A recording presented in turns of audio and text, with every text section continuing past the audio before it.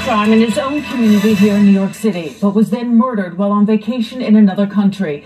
38-year-old Eric Garvin, a lawyer from Staten Island, was in Chile when his passion for travel and photography came to a sudden and violent end.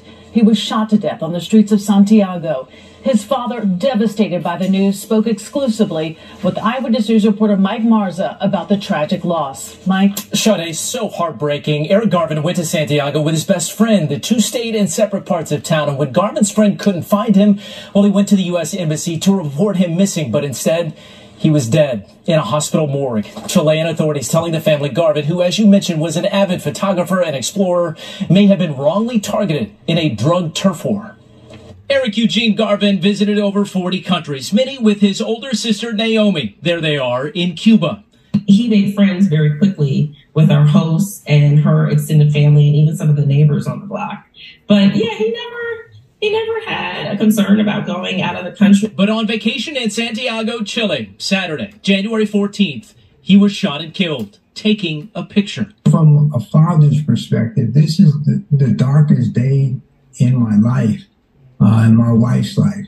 His father and sister flew to Chile to meet with investigators who are reviewing unreleased security video of the crime. What they told us was that my son was innocently walking down the street.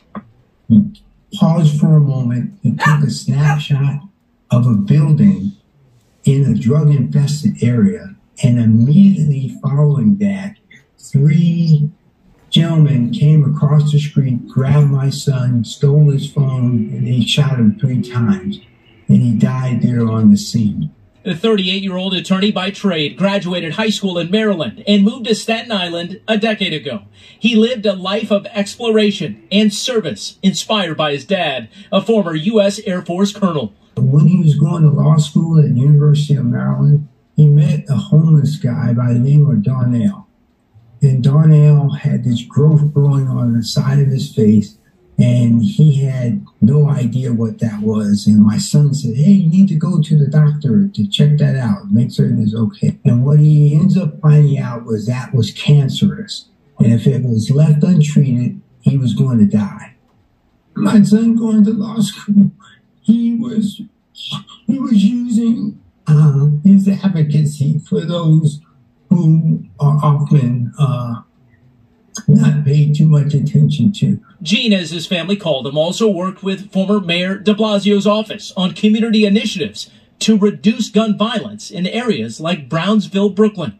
Oh, I want people to be more like him, right? I want people to make space for each other.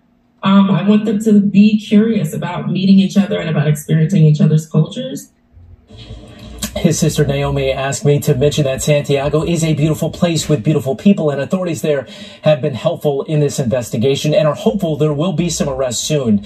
But violence that has plagued parts of Venezuela, Brazil, and Colombia now spilling into the streets of Santiago. In fact, homicides in that city have shot up 40% in the last 6 years. Currently, there is not a U.S. State Department travel warning to Chile.